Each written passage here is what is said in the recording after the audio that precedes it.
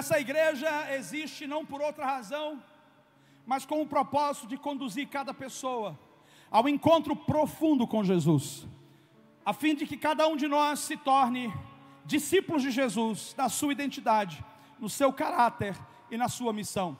E nós fazemos isso através de viver os valores do reino da palavra. E o valor que nós estamos trabalhando e difundindo essa semana é o valor do perdão. E quando a gente fala sobre o perdão, que é uma dádiva divina e que ninguém perdoa se não tiver em Deus, perdão não é opcional. Então não tem como ser discípulo de Jesus sem perdoar. Por isso eu quero dizer para você: perdoe quem você precisa perdoar.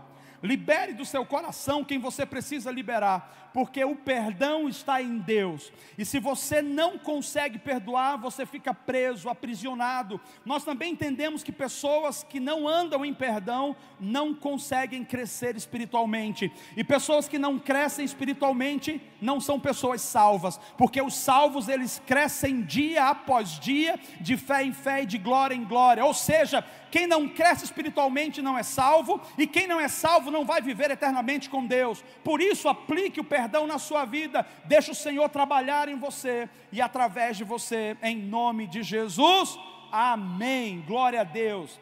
Dentre vários visitantes hoje que nós temos aqui, eu gostaria de fazer uma menção especial para uma irmã querida e amada. Eu preguei na igreja que ela faz parte, a irmã Carolina.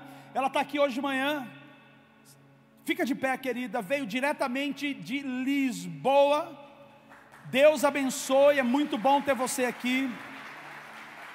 Ela disse e trouxe pessoas com você. Deus abençoe vocês também, é muito bom tê-los aqui com a gente. Quando eu preguei lá, acho que não sei se é a segunda ou terceira vez que eu prego na sua igreja, ela disse assim: pastor, minha família é de Londrina e eu quero visitar a sua igreja. Então, eu fico feliz quando você falou que viria e de fato mandou aquela mensagem. É um privilégio. E quando você voltar, leve a bênção do Senhor para os seus pastores, que são muito especiais, e para aquele povo incendiado por Deus. Amém? Queridos, nós estamos começando o ano no nosso primeiro culto. Olha só, estamos vivos, estamos abençoados, somos agraciados, porque até aqui nos ajudou o Senhor. E olha, esse até aqui se renova todos os dias, juntamente com a misericórdia de Deus. Todas as manhãs, Deus tem sido fiel para conosco. Alguém aqui paga, que está sentado aqui, paga oxigênio? Vem uma conta mensalmente para você? Eu sei que vem da Copel, eu sei que vem da água, eu sei que vem do telefone, mas ninguém aqui tem uma conta de oxigênio, a não ser que você esteja doente. Mas se você não está doente, o oxigênio que você recebe é a misericórdia de Deus, que tem se renovado todos os dias. E enquanto houver oxigênio, haverá a possibilidade de viver uma vida nova e abençoada com Deus. Enquanto houver oxigênio, nós vamos saber: a mão do Senhor continua me sustentando, porque Ele ainda tem um projeto para nós nessa terra. Então estamos começando esse primeiro culto. E nesse primeiro culto, obviamente, eu quero poder conversar com você e trazer um direcionamento daquilo que Deus tem falado para nós acerca desse ano. E óbvio, hoje eu iniciarei e eu vou concluir algo ainda na semana que vem. Por isso, o culto que você não deve faltar, principalmente, é o próximo culto, porque você vai não apenas receber uma palavra, não apenas receber orientação, você vai ouvir algo que é fundamental e necessário que a gente ouça como igreja. Domingo que vem vamos estar aqui, mas hoje, nesse início, eu quero começar a introduzir esse tema que o Senhor tem colocado no meu coração. Por alguns meses eu tenho orado, falado com Ele, dito: Senhor, nós não podemos andar sem a Tua direção, Senhor, nós não podemos andar sem a Tua palavra, porque todos aqueles que andaram sem a palavra de Deus, todos aqueles que foram por um caminho contrário à palavra da orientação de Deus, eles fracassaram, eles foram derrotados nas batalhas, eles perderam coisas. E eu não quero de maneira alguma andar fora do propósito de Deus, o direcionamento de Deus. Assim como eu digo para você que está hoje sentado aqui, não queira andar fora da palavra de Deus para a sua vida, da vontade de Deus para você. Que a sua família que os seus filhos, que os seus negócios, que o seu casamento esteja fluindo na direção que Deus tem para você. Há um trabalhar que Deus está fazendo no mundo inteiro, e esse trabalhar não é um trabalhar do homem, é o trabalhar de Deus. Deus está pegando a sua igreja, e Deus está reformando a sua igreja. Deus está reformando a sua igreja em todas as áreas. Sabe por quê? Porque a igreja é de Cristo, a igreja não é do homem.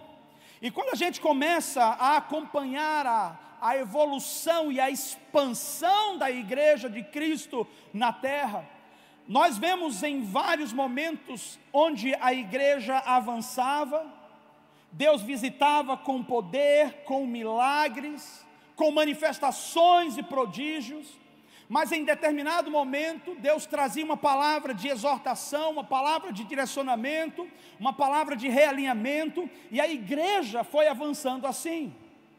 No entanto, nós estamos chegando numa época, ou numa era, e eu digo sim, é uma era, onde talvez nós não consigamos ouvir com clareza o que Deus está falando à sua igreja, porque hoje nós temos inúmeros fatores distrativos, que nos distraem, que não nos permite ouvir. Os problemas que nós temos hoje, eles são muito mais abrangentes, eles são muito mais numerosos, porque são problemas que não nos deixam de fato ter atenção à voz de Deus. E se nós não ouvirmos a voz de Deus, nós vamos afundar. Se nós não ouvirmos a voz de Deus com clareza, o diabo pode entrar na nossa casa, na nossa família, e furtar as coisas que Deus está querendo entregar para nós. Se nós não estivermos atentos à voz de Deus, nós tomaremos caminhos, ou tomaremos decisões, que Deus está dizendo, esse não é o caminho, essa não é a decisão. Então, como nós podemos ouvir Deus? Como nós podemos estar atentos ao que Deus está dizendo? Então, primeiro, eu começo dizendo para você, há um trabalhar global de Deus na igreja, no mundo, ao redor do mundo. E o que nós estamos vivendo, que nós estamos desfrutando de Deus, que é maravilhoso, mas muitos de nós não estamos conseguindo entender ou nos aprofundar no todo. E aí eu digo para você, falei com a minha família, uma das palavras centrais que eu ouço Deus falando, e que eu acredito que talvez a igreja como um todo não esteja ouvindo, é que Deus não apenas está reformando a igreja. Vocês entendem o que é a palavra reforma? A palavra reforma não é começar do zero. A palavra reforma é pegar o que já está formado e ajustar, corrigir, alinhar, reforma, reforma, reforma.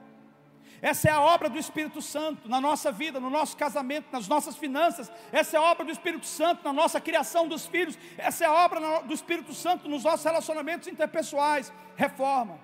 E o que Deus está querendo reformar na sua igreja? Deus está reformando a igreja para que a igreja se torne de fato igreja. E existe uma diferença entre ser uma organização e um organismo. A organização, ela se baseia em estatutos, em regras, em metas, meramente números. Mas o organismo, ele não se preocupa com coisas que a organização necessariamente está focada. O organismo se mantém vivo porque se preocupa em se nutrir com vida. O organismo se mantém vivo porque se preocupa em buscar saúde.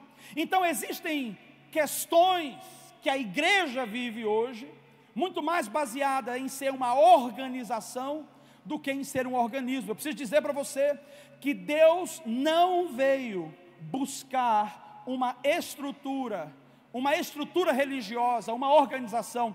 Deus vai vir buscar a igreja, que é organismo, pessoas como eu e como você, pessoas que têm coração, pessoas que têm anseios, pessoas que são fracas muitas vezes, pessoas que não são perfeitas. Esse é o grupo que Deus está vindo buscar. A questão toda é que quando nós nos tornamos cada vez mais uma mentalidade de organização, e quero trazer isso para você não me entender errado, não é errado ter uma organização. Não é errado vivermos numa organização. Não é errado ansiarmos por projetos ou objetivos ou alvos dentro de uma organização como em qualquer ambiente. O errado é quando nós esquecemos que somos um organismo, e a gente se mistura com letras e com números, e a gente passa a viver em cima de letras e números. Deus está dizendo para nós que a reforma dele é para nos levar de volta a ser o que a igreja verdadeiramente é. E o que a igreja verdadeiramente é? O que é a igreja de Cristo? Como foi que a igreja de Cristo surgiu? Como a igreja de Cristo se originou? A igreja de Cristo se originou e surgiu primeiramente através da obra divina do Espírito Santo. Por isso eu entendo que se não houver o Espírito Santo, não há reforma. Não há reforma verdadeira, não há reforma positiva, não há reforma bíblica, não há reforma espiritual. O Espírito Santo tem que estar inserido, o Espírito Santo tem que estar no meio, o Espírito Santo tem que estar agindo.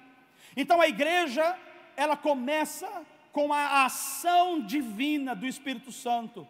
E essa ação divina do Espírito Santo, ela não é o homem fazendo, ela não é o homem promovendo. A ação divina do Espírito Santo é algo sobrenatural, ou seja, a igreja começou com a ação sobrenatural de Deus. A igreja começou vendo sinais, prodígios, milagres e maravilhas.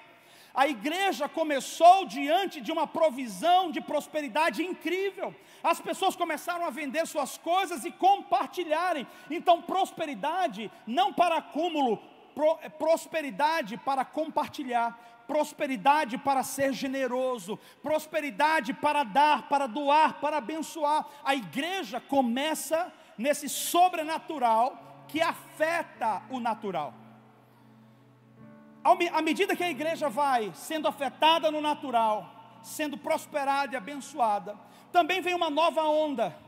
Uma onda onde a igreja precisa entender o seu propósito.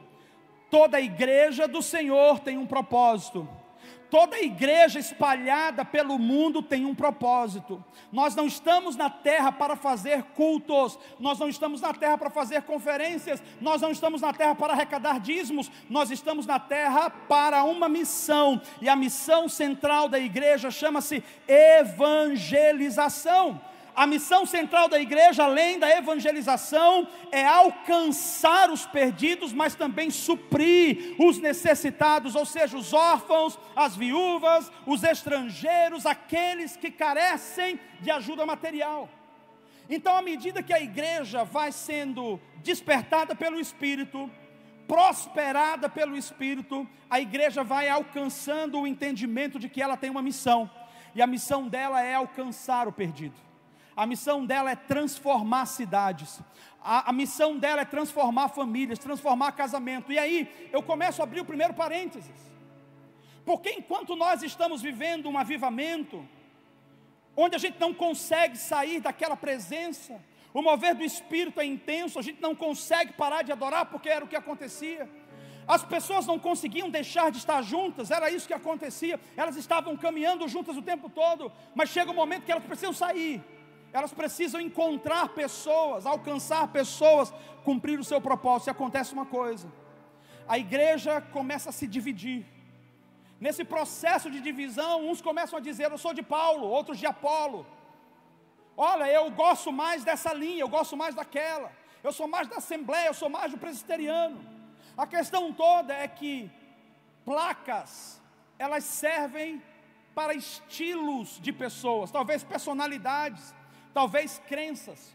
As placas servem para isso, mas a igreja de Cristo, ela é além da placa. Então a verdadeira igreja, ela precisa aprender a conviver, mesmo com aqueles que são diferentes. A verdadeira igreja precisa conviver sem atacar o outro. Ah, porque o presbiteriano é gelado, porque o metodista é muito quadrado, porque o batista, meu Deus, eles acham que são os melhores, porque os assembleanos, só eles têm o Espírito Santo, porque os quadrangulares, ah meu Deus, esses aí vocês nem falem, porque eles acham que são os únicos que evangelizaram o mundo, e aí vai. E aí a gente começa a assumir partidos, é isso que acontece. Quando a igreja começa a olhar para fora, o diabo vem com uma coisa chamada divisão. E nós temos uma grande divisão hoje, uma grande divisão no mundo. que enquanto 12 discípulos, 12 homens, conseguiram fazer a palavra se espalhar, sem Instagram, sem Facebook, sem telefone celular, de última, de ponta, eles fizeram o evangelho avançar e chegar longe. Nós, com tantos cristãos no Brasil, nós estamos chegando quase a 50% da população na nação cristãos, envolve católicos. Nós não conseguimos, não estou falando só de Brasil, estou falando das Américas, estou falando de igrejas na Europa também que estão crescendo. Nós não conseguimos, sabe por quê? Não conseguimos porque nós estamos correndo atrás de pessoas por causa da organização. Nós estamos nos relacionando por causa da organização. Nós estamos fazendo projetos e cumprindo projetos por causa da organização. Então a organização, ela gera divisão, mas ela não gera só divisão entre outras organizações, ela gera divisão interna. Então nós temos um grande problema hoje. Um problema é que a igreja não só está dividida em grupos, mas ela está dividida em si mesma. As pessoas não têm mais relacionamentos, as pessoas não conseguem mais caminhar juntos, as pessoas não se toleram mais. É muito difícil você sentar com alguém e você dizer: vamos fazer uma amizade, vamos. Quanto tempo vai durar essa amizade? Até você discordar de mim, até você não pensar como eu, até você fazer alguma coisa que eu não gosto que você pudesse ter feito. E aí quando a gente observa, nós estamos nos dividindo. Aí vimos para a reunião, a assembleia solene, nos sentamos na igreja para poder a gente cultuar ao Senhor, mas a adoração não sobe, bate no teto e cai, porque Deus não age no meio da divisão. Aí a gente ora, a oração bate no teto e cai. Por quê? Porque em casa também eu não estou bem, aí eu também não estou bem na igreja, a oração não sobe, ela desce. A igreja precisa ser reformada, precisamos voltar ao que é essencial, precisamos voltar ao centro. E eu preciso alertar a você sobre um determinado ponto, que para mim é fundamental que a gente fale hoje de manhã. E o ponto é justamente sobre o Evangelho. Nós não podemos se basear apenas em doutrinas, apenas em estudo, mas esquecer de experimentar. Porque a base do Evangelho, que a igreja está longe hoje, a base do Evangelho, que a igreja não vive mais hoje, é sobre saber muito, é sobre conhecer muito, mas experimentar nada, se envolver quase nada.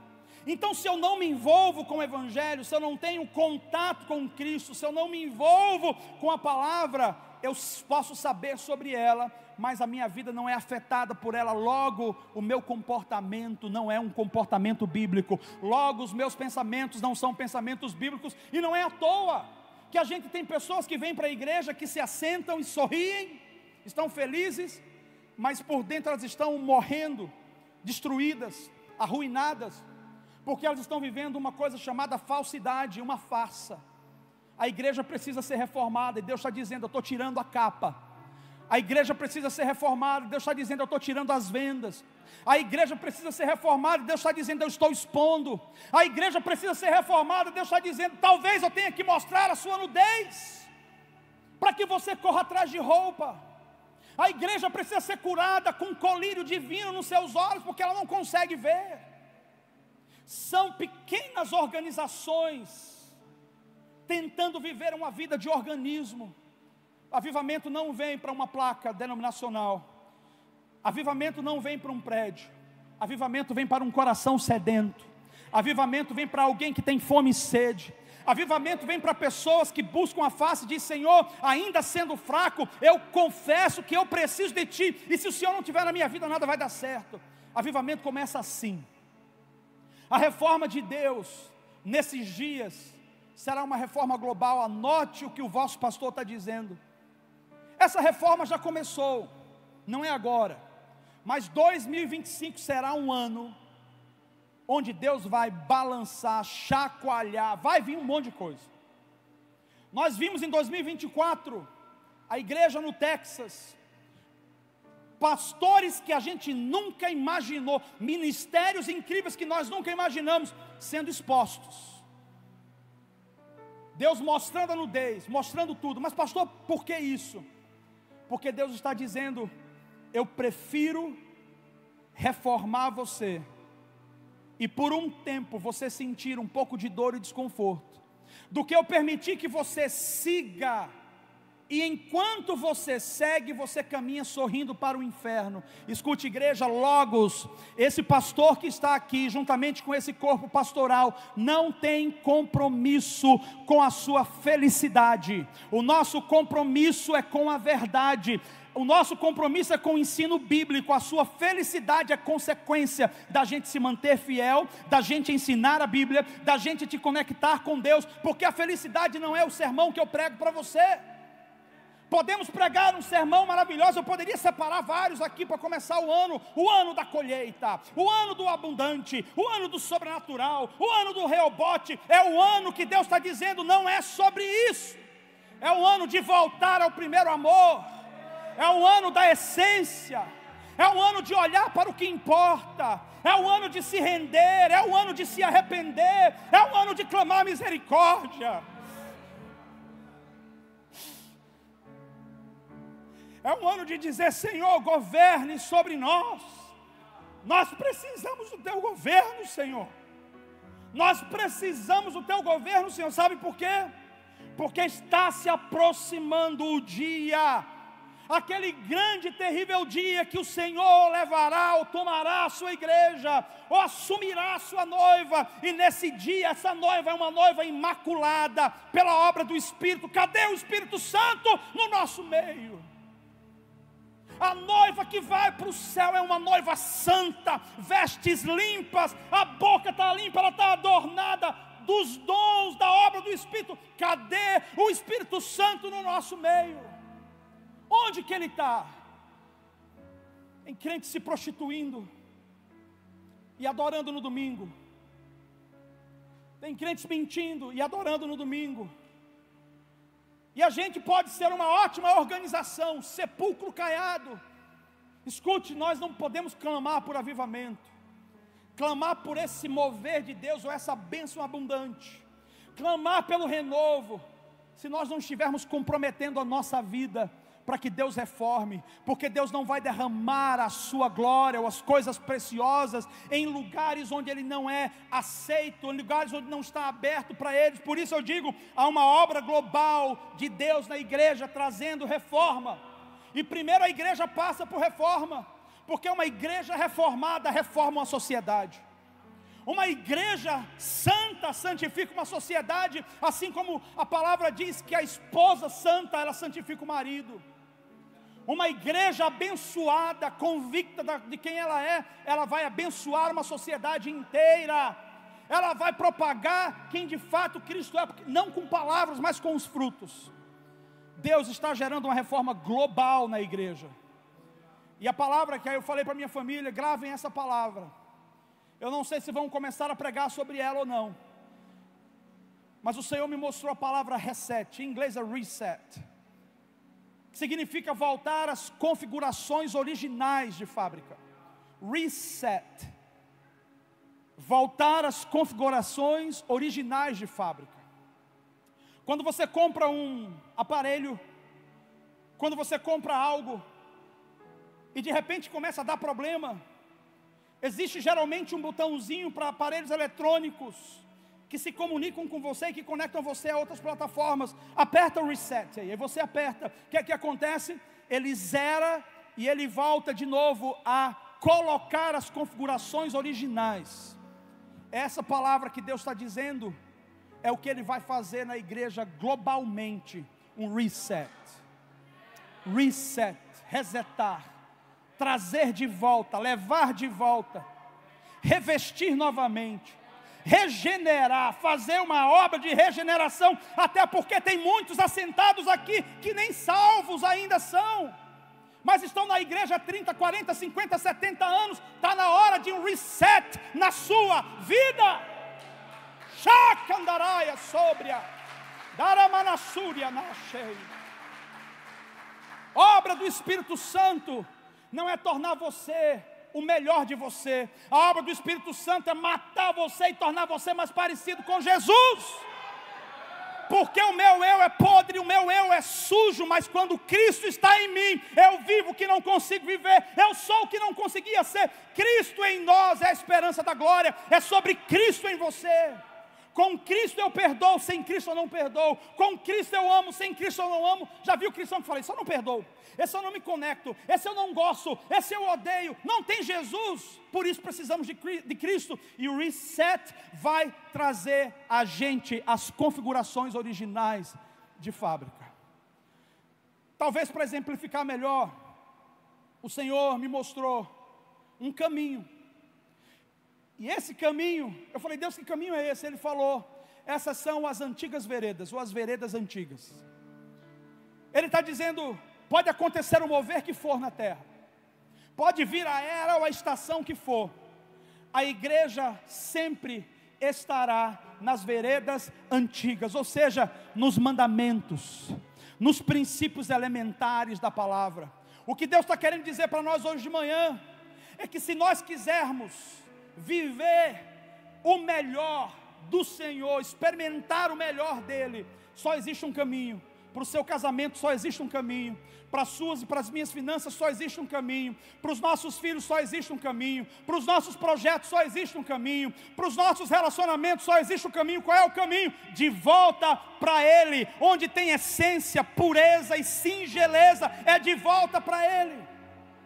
É nele que eu reaprendo a andar, é nele que eu reaprendo que mesmo sabendo andar, eu tenho que depender dele. Esse lugar de volta, esse lugar da centralidade do primeiro amor, que Deus está reformando a sua igreja, levando de volta, é o lugar onde a sua igreja vai crescer, mas vai crescer madura. E antes de eu trazer a palavra para você, porque aliás, vou trazer primeiro o contexto, eu falei que hoje é introdutório, já vou te trazer a orientação. Mas antes de trazer o texto bíblico para você que você leia e pense comigo, tem uma coisa que Deus está querendo gerar em nós. E a primeira coisa é a consciência de que Ele é Deus. Porque nós temos hoje, no nosso mundo como um todo, dentro das igrejas, pessoas que acham que elas são o seu próprio Deus. Cleros que acham que são deuses, líderes que acham que são deuses, pastores, apóstolos que acham que são deuses. Só existe um cabeça, não existe duas. Na igreja só existe um cabeça, e esse chama-se Cristo Jesus, o Filho de Deus. Só existe um cabeça.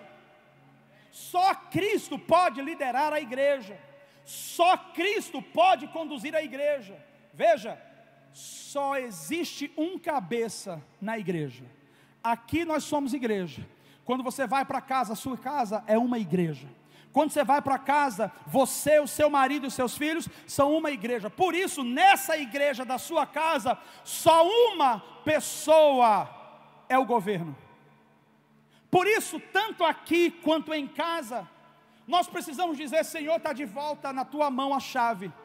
Porque a gente pede para Ele abençoar, mas a gente não pede sabedoria para administrar. Então o que adianta Ele abençoar se eu jogo o dinheiro no lixo?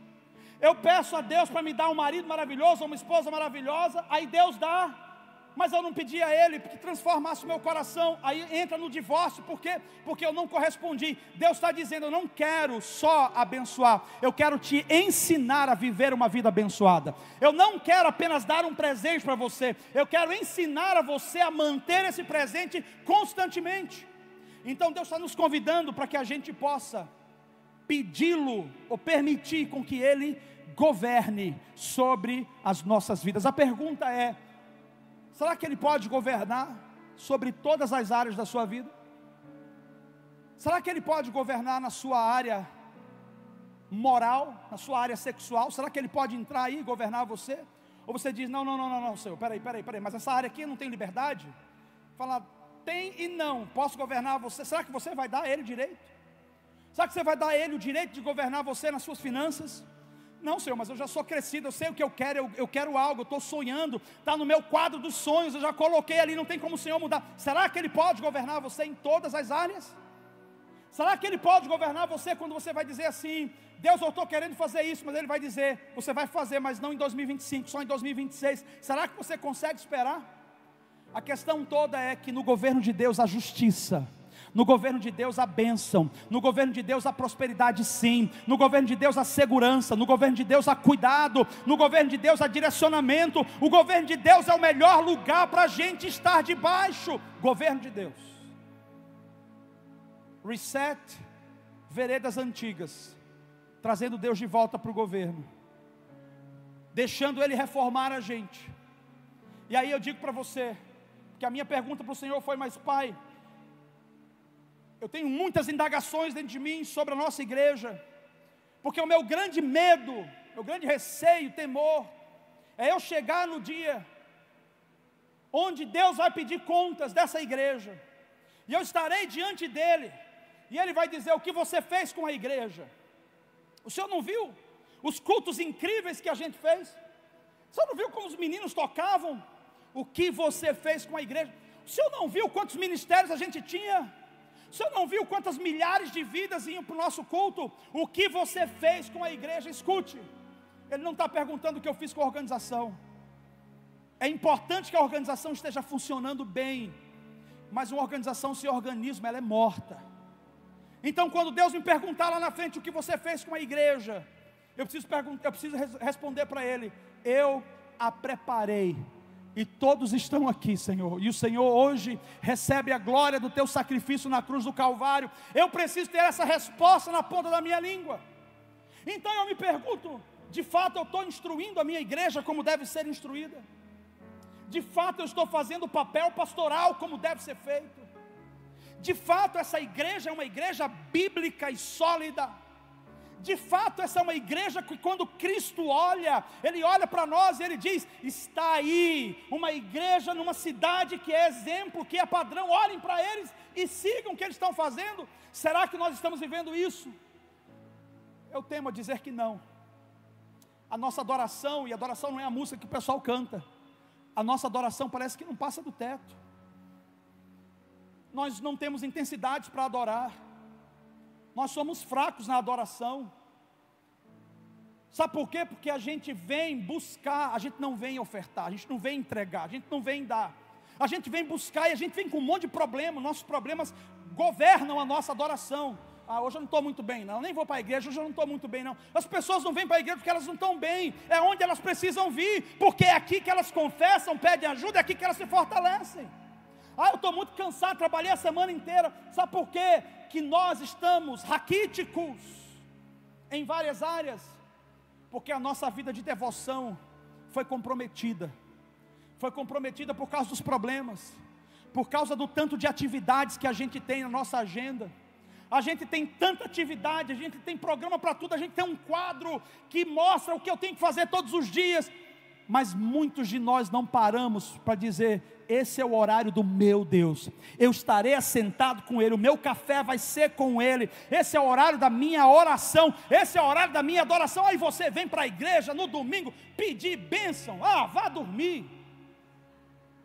A bênção está com você na sua casa, a bênção está com você no seu casamento, a bênção está com você nas suas finanças. Sabe por quê? Porque Deus governa você. Você não precisa de uma igreja local para ser abençoado, ponto final. Você não precisa de uma igreja local para ser abençoado. Tem um monte de gente lá na rua que é mais abençoado no sentido financeiro, estou dizendo, ou tem mais posses do que nós que muitas vezes estamos aqui dentro.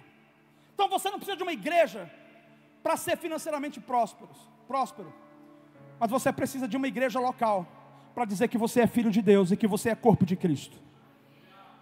Então já entendeu que Deus vai te prosperar de qualquer maneira? Se você andar nas veredas antigas, nos preceitos e nos caminhos, Deus vai te prosperar. Mas se você quer ser igreja, aquela que vai ser arrebatada pelo Senhor, aquela que é cuidada pelo Senhor, aquela que Ele faz justiça, você precisa ter uma igreja local, precisa estar num corpo, e Deus está levando a gente de volta a adorar em casa, mas adorar aqui dentro. Reforma de Deus em nós é nos levar de volta ao primeiro amor. E aí eu digo, comecei a orar e disse: Senhor, eu acho que eu não estou conseguindo fazer, porque eu não vejo a nossa igreja apaixonada. Escute, porque eu estou falando da minha perspectiva de pastor. E hoje de manhã eu falei para vocês, eu estou introduzindo, para que semana que vem eu possa te trazer a segunda parte do direcionamento. Mas veja, eu disse: Senhor, eu não acho que eu esteja conseguindo. Nós não temos nenhum tipo de pecado moral aqui. Os pastores que aqui andam conosco são pastores fiéis, homens e mulheres de Deus. Você não vai ver conversinha de que um ficou com a mulher do outro, o outro ficou, estava namorando, estava dando em cima. Não existe. Aqui tem pastores sólidos que amam a Deus, são fiéis e têm temor. Sobre isso, ok. Você não vai ver nenhum de nós aqui roubando, botando a mão, passando a mão, vem cá pegar o dinheiro da igreja. Não tem isso aqui. Tem um controle que não é a gente que faz. Tem um setor para isso, então não é sobre ter medo, meu Deus, os pastores. Mas eu digo: Senhor, nós somos boas pessoas, temos um coração bom, mas o efeito não está aparecendo na igreja. Óbvio que eu não vou trazer isso só para mim como pastor, porque eu não posso achar que eu coordeno a sua vida 24 horas. Mas eu preciso orientar você melhor. Eu preciso dizer para você algumas verdades que são absolutas. Sem Jesus a sua vida é uma droga, está destruída. Sem Jesus seu casamento vai acabar. Sem Jesus você vai viver talvez financeiramente bem, mas arruinado por dentro. Você precisa de Jesus. E você não precisa de um Jesus Papai Noel, supermercado, que te dá coisa. Você precisa de um Jesus que é Senhor e Salvador. Ou seja, Ele fala para você: é agora, agora não. Ele diz para você: faça, mas também diz: não faça. Ele chama você à responsabilidade, Ele disciplina, mas Ele também projeta. Você precisa de um Senhor, e você precisa de um Salvador. Você precisa saber que não é mérito seu. Porque o meu pai, a terceira geração de pastores, e por isso, que conversa fiada é essa? Deus te abençoa por causa da bondade e da graça dEle. É a bondade e fidelidade de Deus. Ninguém aqui é bom o suficiente para dizer: eu estou cheio da glória por causa de mim. Não é nem porque você busca muito. É a bondade de Deus, é a graça de Deus, é o amor do Senhor sobre as nossas vidas. Então a nossa igreja não tem expressado em adoração. Se a gente parar aqui e falar assim: vamos orar, levantar um clamor, meu irmão, você só vai clamar se tiver um parente preso, se tiver um parente no hospital, mas você vai rasgar suas vestes aqui, o seu coração vai rolar no chão, porque você precisa que alguém seja curado. Mas quando a gente fala: vamos orar, vamos interceder, cadê o fervor? E a minha pergunta é: por que nós não somos fervorosos? Por que nós não somos espontâneos? O que a gente está ensinando? Onde que a gente está investindo? Isso é a minha pergunta. A sua pergunta como igreja precisa ser: Senhor, o que eu estou fazendo com aquilo que eu estou recebendo da minha igreja? Senhor, como eu estou me conduzindo diante da verdade que o Senhor já me ensina? Senhor, como que eu estou me conduzindo diante da minha responsabilidade em ser um cristão, não apenas na igreja, mas fora da igreja? Aí eu quero trazer para você, porque a gente precisa concluir. Eu quero trazer para você que o Senhor falou: está na hora da minha igreja me redescobrir. E eu falei: como assim? Ele falou: se fosse para você saber, não seria uma redescoberta, porque só descobre ou redescobre aquilo que a gente não sabe. A gente vai precisar ver novas facetas de Deus, a gente vai precisar experimentar coisas novas de Deus. Afinal de contas, o que a gente vive se baseia numa crença, coisas que a gente acredita. E toda crença nasce de uma experiência. Se não houver experiência, não tem uma crença. Se não tiver uma crença, não tem um estilo de vida, não tem prática de vida. Ou seja, a igreja de hoje, ela está cheia de traumas. A igreja de hoje, ela está cheia de ansiedade, de medo. Por quê? Porque as experiências são ruins, são experiências nocivas. Mas Deus está dizendo: eu quero levar vocês a um lugar, que é o lugar do primeiro amor. E nesse lugar, vocês vão me redescobrir. Sabe quando a criança é pequena e o pai vai brincar com ela de esconde-esconde, e o pai entra no ambiente e o filho está procurando ele vai se escondendo num lugar, e às vezes o filho fica chateado: mas cadê meu pai, cadê meu pai? Parece que o filho fica pensando: meu pai se escondeu de mim. Ou quando a gente vai dar um presente maravilhoso, que a gente quer fazer uma surpresa, a gente coloca o presente num determinado lugar. E o filho fica procurando, não encontra, fala, meu pai escondeu de mim. Nesse processo de redescobrir Deus, nós precisamos voltar a redescobrir a bondade de Deus, a fidelidade de Deus, a paternidade de Deus, a santidade de Deus, a justiça de Deus, o relacionamento de amizade que Deus quer ter conosco. Ou seja, Ele não escondeu de você, Ele escondeu para você, para que você vá buscar, e para que quando você encontre, você fique de fato surpreso. Deus quer renovar o nosso relacionamento com Ele. Então eu não sei o que Ele está falando na igreja A, igreja B, igreja C, ou igreja D, mas eu sei o que Ele está dizendo para nós. Ele está dizendo, esse ano de 2025 vai ser o ano de vocês redescobrirem Deus, vai ser o ano de redescobrir Deus. E eu estou assim, Deus, eu quero queimar por Ti. Eu quero amar o Senhor mais do que nunca. Eu quero redescobrir o Teu amor. Por quê? Porque Ele é incrível. Ele é um Deus incrível e tremendo. E nós vamos começar a estudar a Bíblia. Bíblia.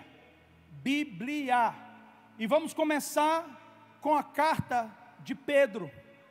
Nós vamos estudar 1 Pedro, 2 Pedro. Provavelmente a gente vai ter uma exposição do contexto, e aí a gente vai pegar o capítulo 1, capítulo 2, capítulo 3, e isso vai acontecer nos cultos, nos púlpitos. Então pastores, estudem, deem os pulos de vocês, mas ensinem a palavra como tem que ser, porque nós vamos ensinar a Bíblia, porque conhecereis a verdade vos... Nós não vamos falar de história da carochinha, é testemunho que a Bíblia mostra, é testemunho bíblico, é o que a Bíblia nos coloca, é a conexão da composição bíblica. Então nós vamos estudar 1 Pedro, 2 Pedro, e depois a gente vai pular para o próximo. Agora, deixa eu mostrar, porque também não posso terminar esse culto sem pelo menos ler um versículo, né? É uma manhã da visão, manhã de orientação, mas deixa eu ler um versículo para você. 1 Pedro, capítulo 5.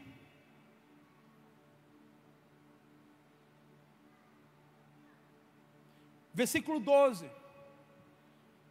E esse versículo, ele é o versículo central, que explica o objetivo central dessa carta que Pedro escreveu.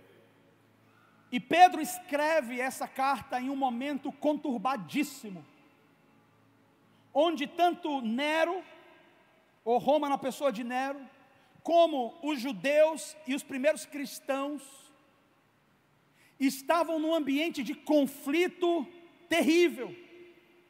E que conflitos eram esses? Eram conflitos políticos, conflitos de cunho políticos religiosos, conflitos sociais, mas o grande problema é que um estava tentando lançar sobre o outro um incidente que tinha acontecido, onde subentende-se ou acredita-se que Nero, por causa do seu projeto de querer reformar Roma, do jeito dele, reforma do jeito, forçando a barra, ele vai colocando fogo, e aí alguém precisa ser culpado por isso, porque a cidade está pegando fogo. Qual é o problema então? Alguém tem que ser culpado. Quem vão ser os culpados? Os cristãos.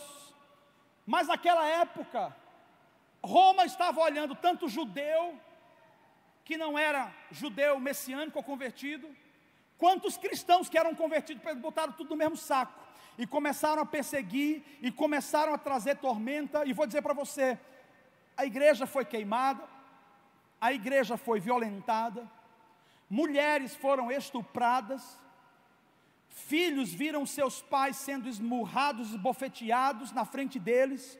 A igreja do Senhor passou um momento onde ela era pisada, muita dor, muita morte, e a esperança começou a se esvair.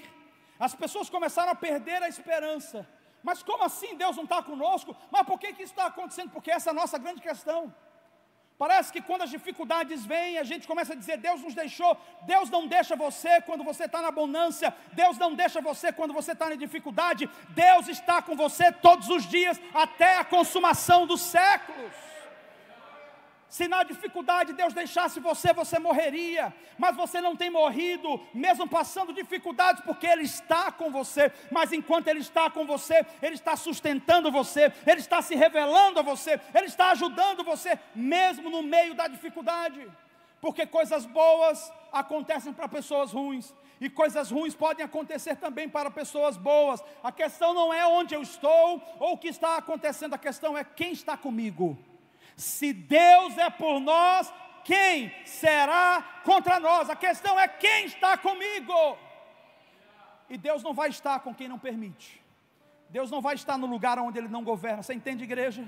Se nós quisermos ser livrados, vamos convidar Deus de novo para ser o centro da nossa casa, da nossa vida, do nosso casamento, dos nossos relacionamentos, das nossas finanças. Ele precisa ser o centro. Então, nesse contexto todo, o apóstolo Pedro traz uma mensagem de esperança, mas também uma mensagem de reforma. Essas duas cartas que a gente vai ler são cartas incríveis. E domingo que vem eu vou trazer para você uma comunicação, mas antes eu vou dar a introdução nesse texto.